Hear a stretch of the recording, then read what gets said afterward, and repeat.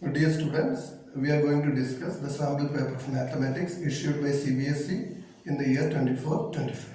The first question is this: there is a quadratic polynomial whose 4 points are given here. Find the zeros. Which are the zeros of this polynomial?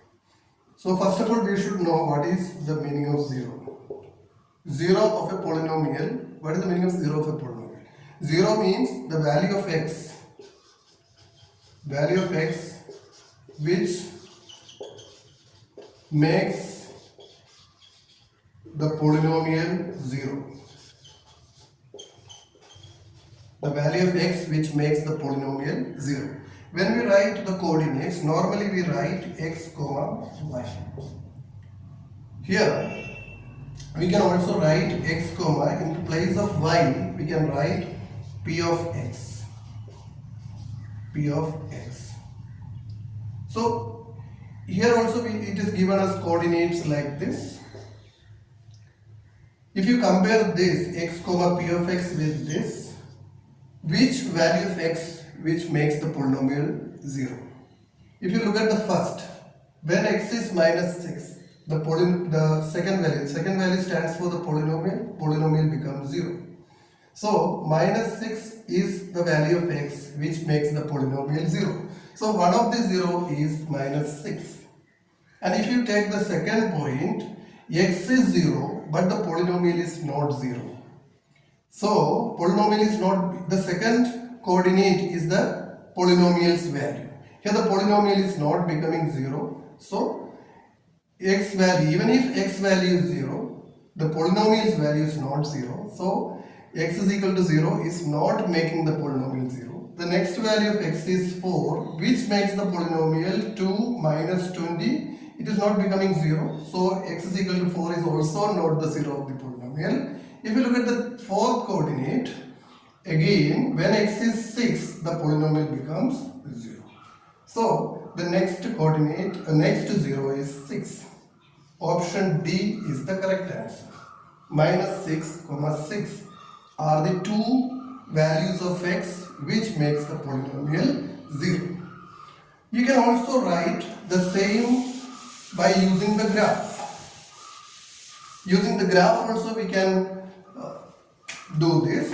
If you take the graph, normally a graph is like this, and here it is minus 6, 0, and here it is 6, 0, and down it is coming 0, minus 36, and one more point 4, minus 20.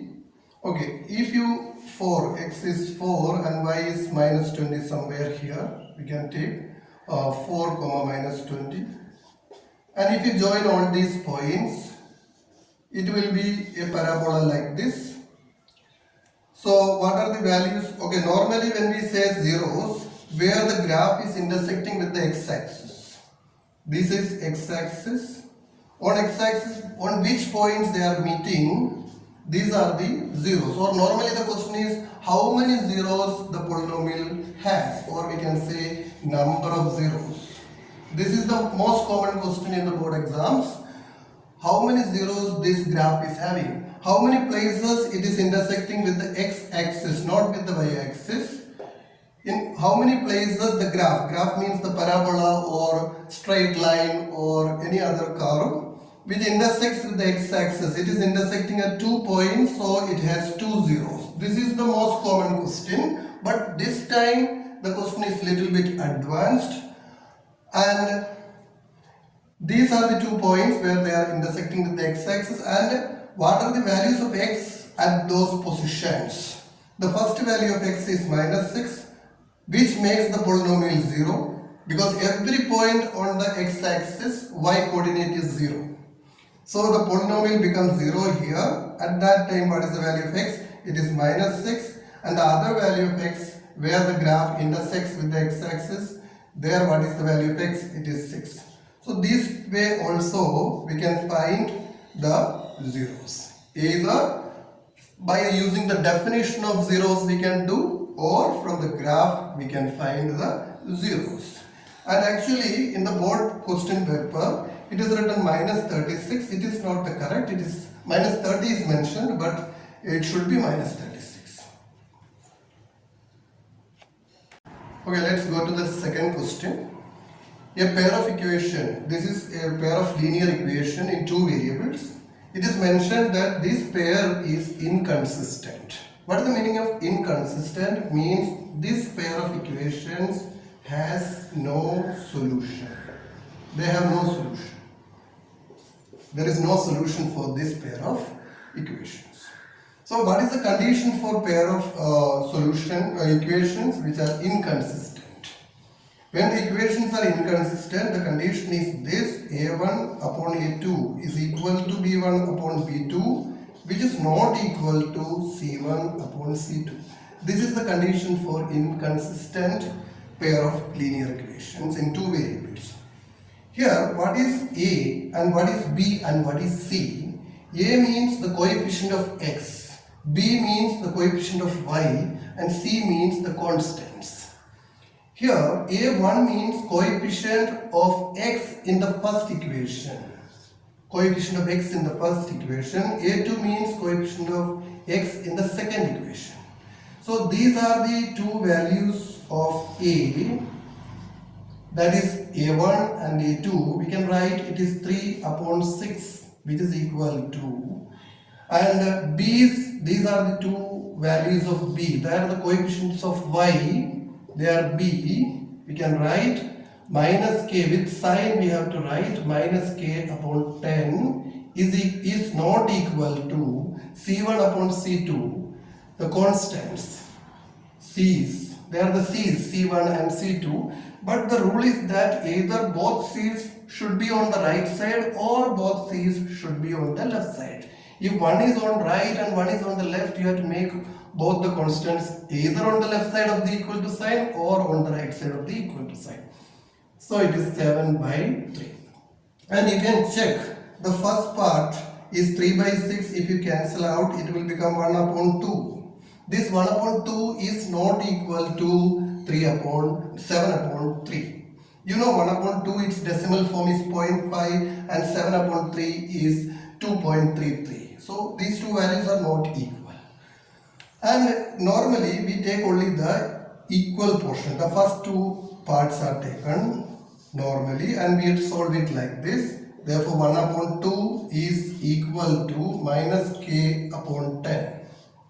And now just you cross multiply, or we can cancel out 2 and 10 and we can write 5, and here it is 1, cross multiply this, you get minus k is equal to 5, and this minus we can give to the right side and make k is minus 5.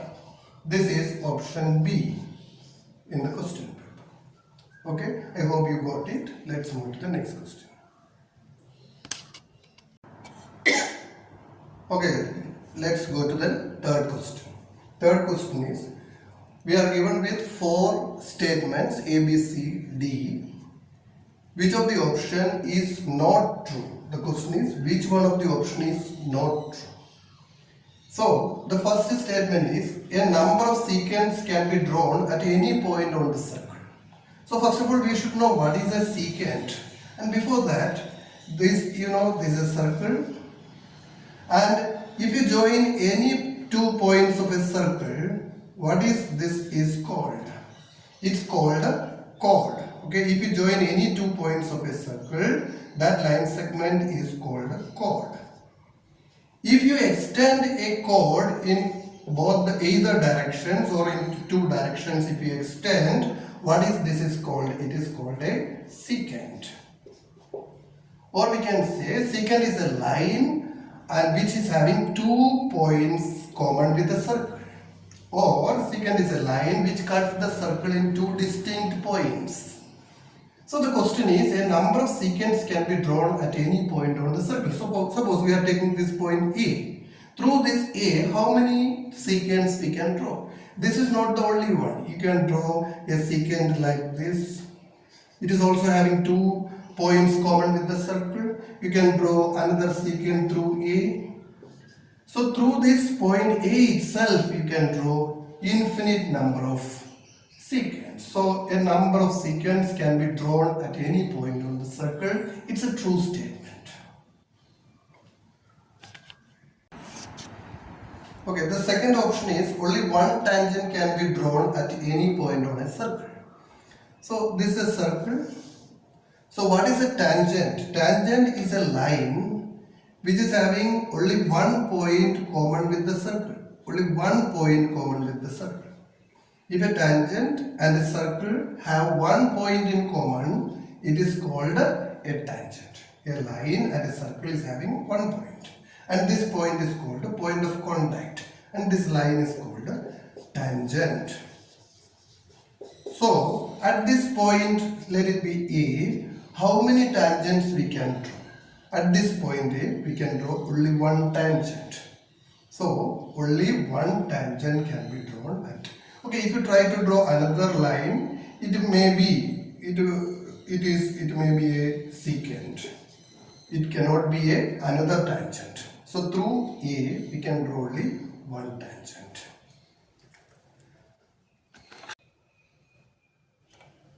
Okay, the third option is chord is a line segment joining 2 points on the circle. We discussed in the first option itself what is the definition of chord. Chord is a line segment joining any 2 points on the circle. So it is a true statement. This is the definition of a chord. So there is no doubt in it. So it is true only. So we know all three are correct. So definitely which will be the wrong option or not true will be the D option. And let's discuss what is D in detail. Okay, go to the option D. From a point inside the circle. From a point inside the circle. This is a point inside the circle.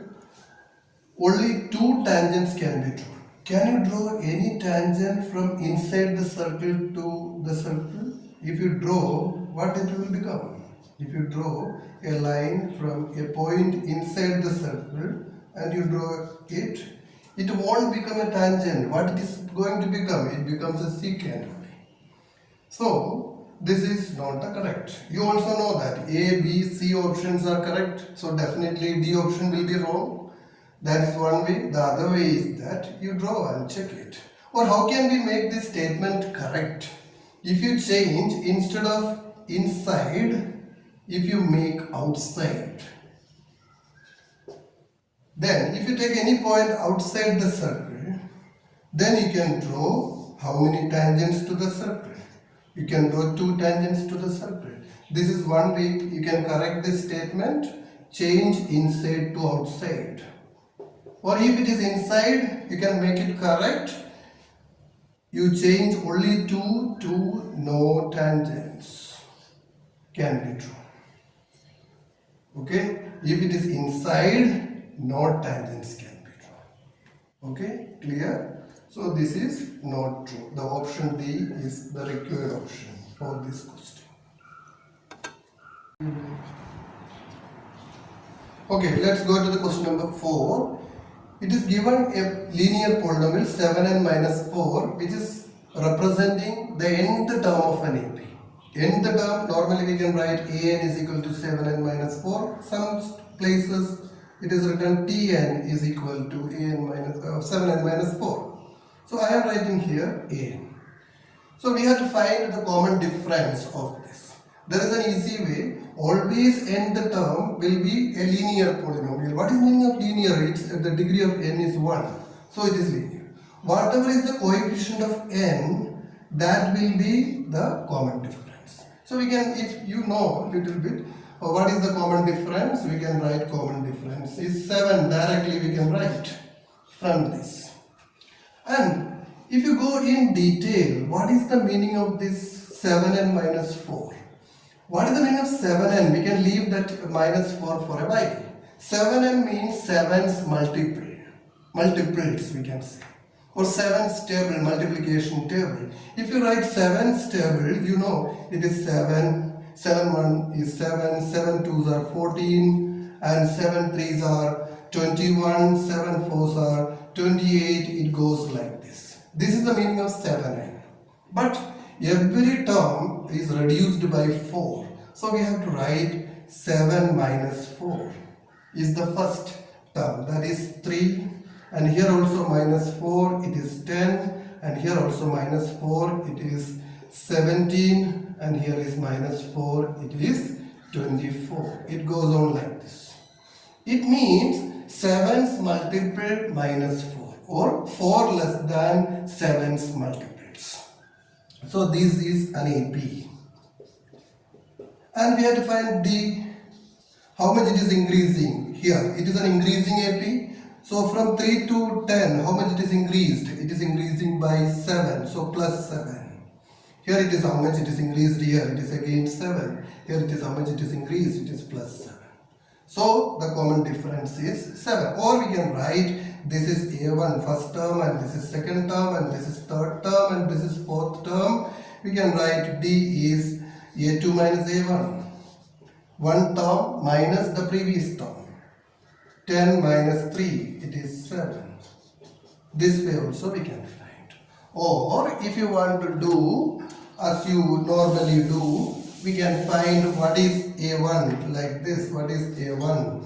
By putting n's place 1. 7 multiplied by n. So 7 multiplied by 1 minus 4. 7 multiplied by 1. 7 minus 4. It is 3. And A2 is 7 multiplied by 2 minus 4. 7 multiplied by 2 is 14 minus 4 is 10. Therefore, D is equal to A2 minus A1, which is 10 minus 3. It is 7. So check which option is giving 7. Okay. Okay, let's move to question number 5. It says the volume of a cone and a sphere are equal, and each of them having the radius 5 equal radii, and we have to find the height of the cone. Whenever it is written like this, the volume of cone is equal to volume of sphere. It is given in the question. So we have to replace this volume of cone and volume of sphere with their formulas. What is the formula of volume of cone? Volume of cone is 1 by 3 pi r square h, which is equal to volume of sphere is 4 upon 3 pi r cube. You can see I have used the same alphabet r in both cases because both radii are equal. The radius of cone is equivalent to radius of sphere. Not always, for this particular question they are equal, so I used the same alphabet. Or otherwise you can use here small r and here capital R. Also you can use your freedom. And they are equal, and both sides we can cancel out this 3, and we can cancel out the pi's from both sides.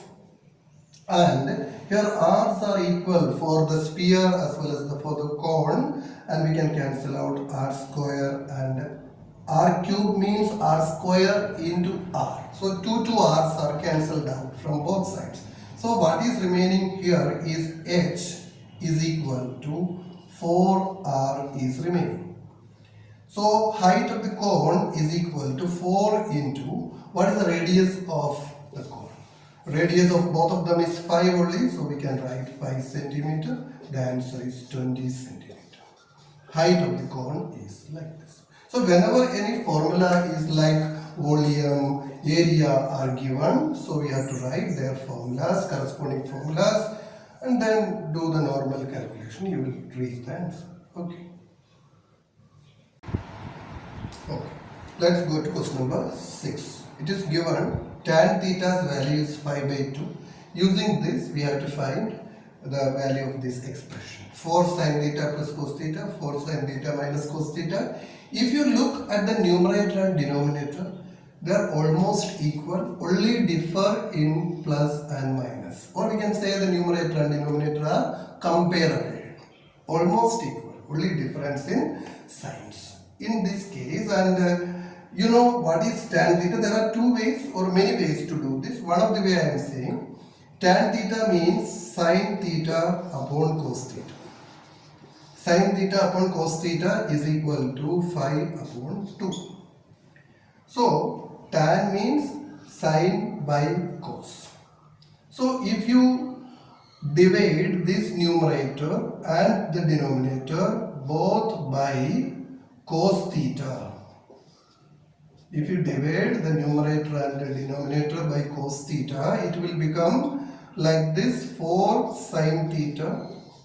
The first term is 4 sin theta is divided by cos, so we write 4 sin theta by cos theta plus the next term is cos theta. Again the second term is also divided by cos theta upon next denominator 4 sin theta by cos theta minus cos theta by cos theta. The numerator is divided by cos theta, the denominator is also divided by cos theta. There is no value, no change in the value of the expression. So you know what is sin upon cos. This expression sin by cos is called tan. So 4 tan theta plus cos by cos is 1 upon 4 sin by cos is tan minus 1. Now you can put the value of tan theta.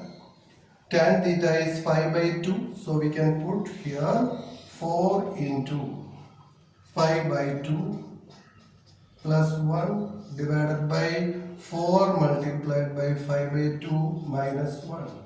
2 and 4 cancelled out. 2, what is 2? 5s are 10. 10 plus 1, 11 upon. Here also 2 and 4 cancelled out and we get 2. 2 5s are 10. 10 minus 1, 9. So this is the correct answer. Okay, this is one of the way you can do this. Or if the it is cot theta, then you have to divide both numerator and denominator by sine, because cot means cos by sine. Otherwise you can do the normal way, draw a right triangle. Theta you make any acute angle and this is 90. And theta's opposite side you can either write it is opposite and this is adjacent to theta and this is hypotenuse. Now you can write tan means opposite by adjacent. So opposite is 5. It is not 5. It is the ratio is 5 by 2. So we can write opposite is 5x and adjacent is 2x. Then find the hypotenuse. Using Pythagoras theorem you can find out hypotenuse square is equal to base square plus height square. That means 25x square plus 4x square and write 29x square, and if I cut the square and put here root, it will be root 29x.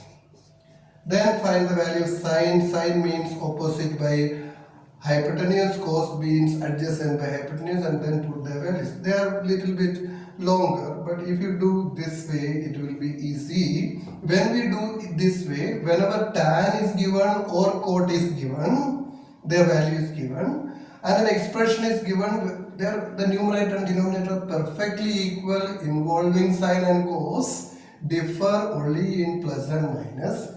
In that case, if it is tan is given, divide by cos and do. If cot is given, divided by sine and perfect. Okay, this will be easy for you. Okay, let's go to question number 7. Here at the point P of this circle, a tangent is drawn. TP is a tangent at the point P. And O is the center of this circle and it is given angle TPQ. You can see here is T and here is P and Q. This angle is 110 degree. With the help of this we have to find what is the measure of angle POQ. This angle we have to find. We have to reach this angle. How we can reach it? And one property we should know, if this is a circle, this is a circle and this is the tangent. The first theorem says the angle between radius and the tangent is always 90. Or we can say the radius at the point of contact is perpendicular to the tangent. So So what is the measurement of angle OPT? Is 90 degree. The other side is also 90. That means OP, suppose it is S, angle OPS is also 90. I am not taking the other side, the left side only I am taking. Why I am taking the left side only? 110 has two sub angles. Its one part is 90 and we can find out what is the other sub part of angle TPQ. The TPQ is a bigger angle. It has two sub angles. Its one of its part is 90. Then what is the other part of the angle TPQ? So the other part is 110 minus 90. So you will get the second part is 20. So this angle is 20. How do we get this 20? From the full 110 we subtracted 90 because 90 is a part of this 110. So we get 20. Now we are not happy with this 20. Okay, little bit happy, not fully happy. So we have to move ahead. So next property we have to use here is in a triangle. This, if you look at the triangle OPQ, in this triangle OQ, what is OQ is called? OQ is a radius. OP is also a radius. So in a triangle, all radii are equal in measurement. So what about OQ and OP? Both are equal. And that is the property of circle, all radii are equal. But if we use that property in a triangle, the triangle is considered here is OPQ. In a triangle, if two sides are equal, if two sides of a triangle are equal, their opposite angles are also equal. OP's opposite angle is angle Q and OQ's opposite angle is angle P. P means OPQ. So these two angles are also equal. So angle Q is also 20 degree. Now we can find out what is the measure of angle O, or we can say POQ. In a triangle, what is the sum of all three angles? All three angles sum is 180 degree. So this is 20 and here also 20. So what is the third angle? We can find out angle POQ like this, 180 minus sum of other two angles. Other two angles are 20 and 20 each. So 20 plus 20. 20 plus 20 is 40. That is subtracted from 180. It is 140 degree. This is the measure of angle POQ. Here we are using many properties. One is the main property of class 10th. The radius at the point of contact is perpendicular to the tangent. That is used. And the 9th standard property, if one angle is given and it has two subparts or two or more subparts, and if one part is given, we can find the other part if two subparts are there. So that we used. And the next property, in a circle, all radii are equal. So OQ and OP are equal. And the next property, in a triangle, if two sides are equal, that means it's an isosceles triangle. If two sides are equal, their base angles. Base angles means the equal sides opposite angles are equal. They are 20, 20.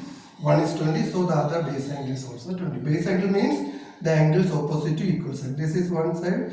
These two OP and OQ are equal, so their opposite angles are equal. So 20 and 20 we got, and we can find the third angle using the property, angle sum property of a triangle. Sum of three angles is 180. So two of them we know 20 and 20, that is added and subtracted from 180. We get one. Okay, let's move to question number 8. We have to frame a quadratic polynomial with two zeros are given or two roots are given. One is minus root 5 by 2 or plus, and the second one is plus root 5 by 2. Okay, we can use these words roots or zeros. Both are same only. They are the zeros or roots of the quadratic polynomial. So how do we frame a quadratic polynomial when two zeros are given or two roots are given? Let the first one is alpha and the second one is beta. How do we frame a quadratic polynomial? A quadratic polynomial is framed like this. K stands for a constant, any number we can put for k into x square minus, be careful, this is minus, alpha plus beta into x. or we can say the sum of zeros into x plus alpha beta, the product of zeros. Now we have to substitute the values. K can be any number. You can put irrational, rational, any number we can put. K is x square minus alpha. What is alpha here? Alpha is minus root 5 by 2 minus root 5 upon 2 plus root 5 by 2 into x plus the next one root 5 by 2 multiplied root, okay, the first one is minus root 5 by 2 multiplied by 5 upon 2. Okay, close the bracket.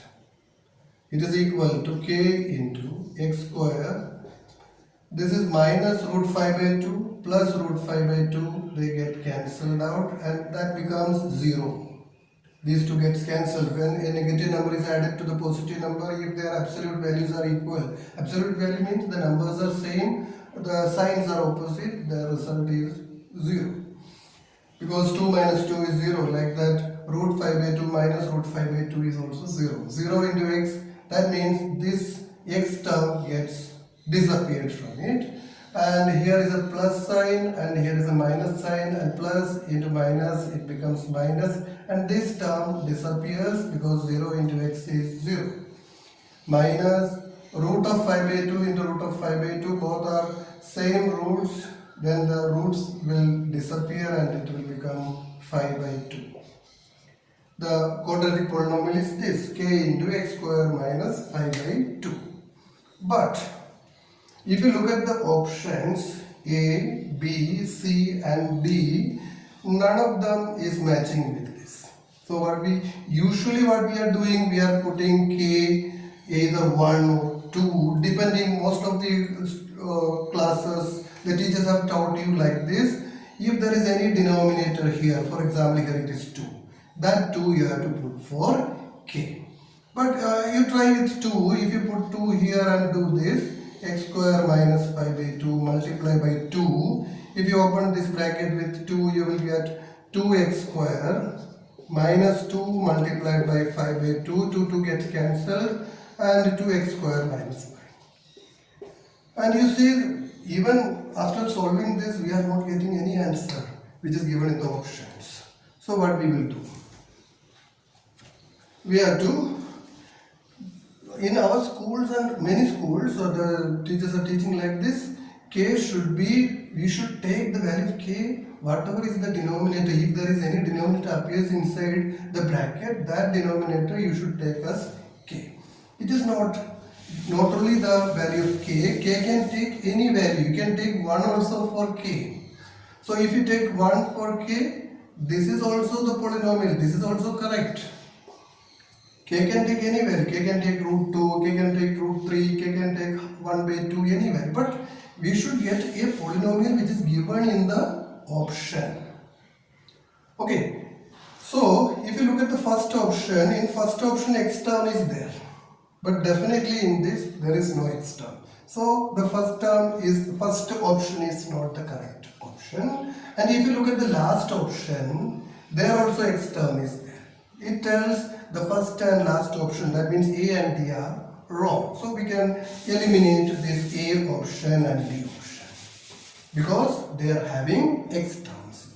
And in option B and C, there are no x terms. So there is a possibility. So, and look at this B option. What is the coefficient of x square here? It is 8. So we can take, I told you earlier, k can take any value. You can put 8 here and try. X square minus 5 by 2 and multiply with 8. 8 into x square, it is 8x square minus 8 into this. 8 multiplied by 5 by 2, it is cancelled, it is 4, and 8x square minus 20.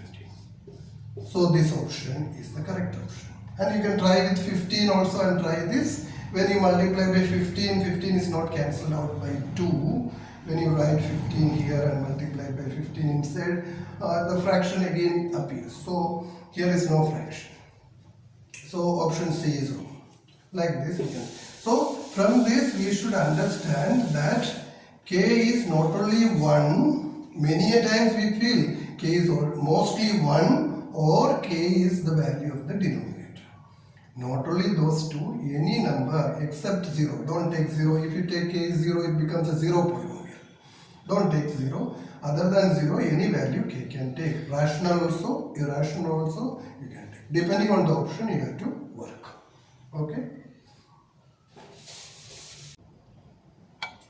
Okay, let's go to question number 9. Question number 9 says, we have to find the upper limit of median class. So first of all, we should know the procedure how to find the median class.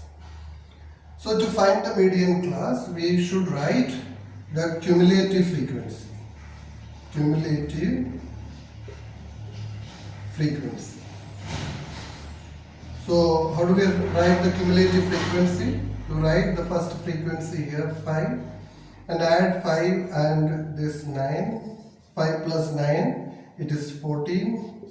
And 14, this 3 you have to add, or this 14 and 15 are to be added, then you get 29, then 29 is added to the next frequency, it is 39, and 39 is added to 6, then we get 45.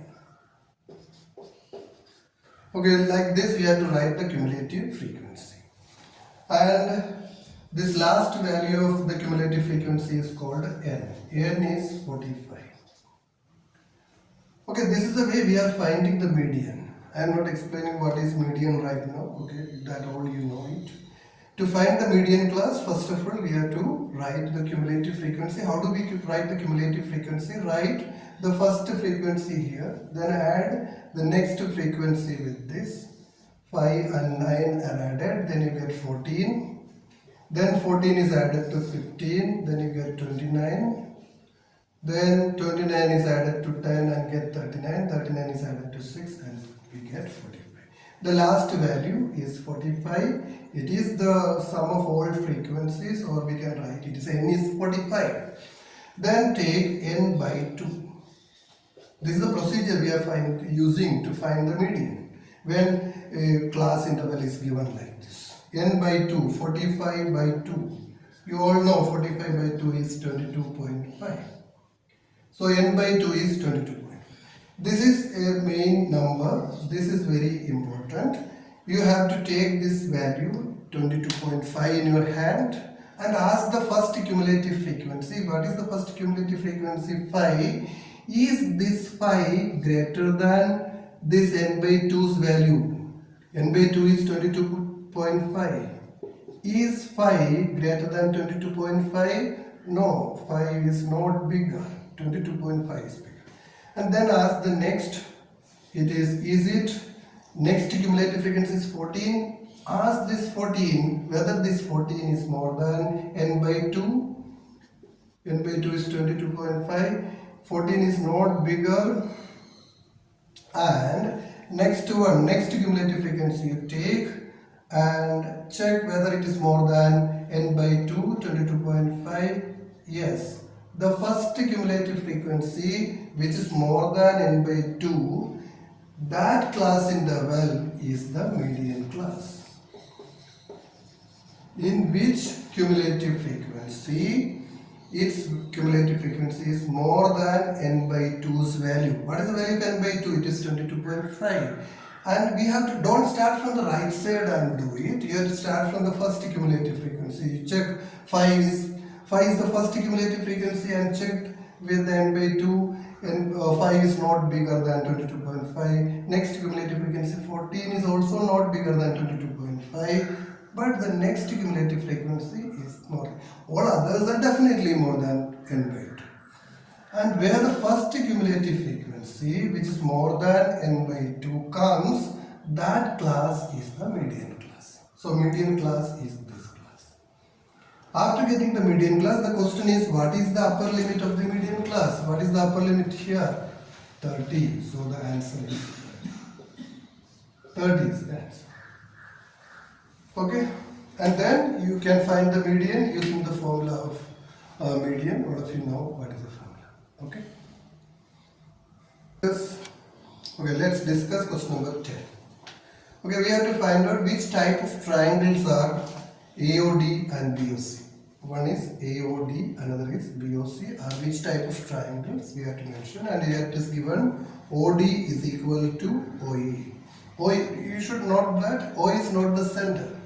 O is not the center. If O is center, you know OD should be equal to OC. It is not like that. OD is short and OC is longer. So O is definitely not the center. Otherwise also you have to read the question carefully whether it is mentioned O is the center or not. So we have to find the angles and then only we can say whether they are similar or isosceles. All these, before that we have to check all the angles. You know this angle is 80. What is the name of the angle? Angle BOC is 80. So definitely what about this angle? They are vertically angled, opposite angles. So this is also 80. Vertically opposite angles are equal. All of you know that. And now you come to triangle AOD. The same property we discussed little earlier. OA is given equal to OD. It is given in the question. Don't take it OA and OD are radii. So it is no. For this question, it is given in the question OA and OD are equal. If two sides are equal in a triangle, that triangle is called isosceles triangle. If two sides are equal, their opposite angles, or we can say the base angles are equal. So this OA's opposite angle is angle D and OD's opposite angle is angle A. So this A and B are equal. And you know the sum of three angles of a triangle is 180. One angle alone is 80. The other two together is how much? We have to find out. Okay. What is the sum of all three? All three is 180. And the two base angles are equal. And the third angle is 80. If you remove this 80 from 180, it is 100. This 100 is equally divided among A and D, or between A and D. So A will take 50 and this also will take 50. And if you are not understanding this method, you can take angle A and angle D are equal, let them be x and x degrees. Then you write x plus 80 is 180 degrees. Then x plus x is 2x, and shift this 80 here, 180 minus 80, this is 100, and then x is equal to 100 by 2. It is 50 degree. So both x's are 50, that means A is 50, angle A is 50, angle D is also 50. Yes, this much you know. If you look at this, that you studied in 9th standard, 2 points A and C. This AC is an arc. If this arc AC subtends two angles, one angle is like this, suppose it is D, and the same AC is subtending another angle on the same side of it, let it be B. These two angles are equal. That is studied in 9th standard. Angles in the same segment. Angles in the same segment. Using this property, angle D is equal to angle B. It is also 50 degree. Angles in the same segment. Like that, angle A is subtended by the arc BD. The same arc BD subtends this angle also. So this is 50. So this is also 50. Angles in the same segment. So you got two triangles. All angles values are mentioned. And since in this triangle OCB also or OBC also, two base angles are equal, so their opposite sides are equal. So what you can say about both the triangle? The first triangle is already given, it's an isosceles triangle, and the second triangle is also isosceles. And their corresponding angles are equal. This is 50-50, this is 50-50, and the vertically opposite angles are equal. So the triangles are both similar and isosceles. Both are similar and isosceles. This option is the correct option.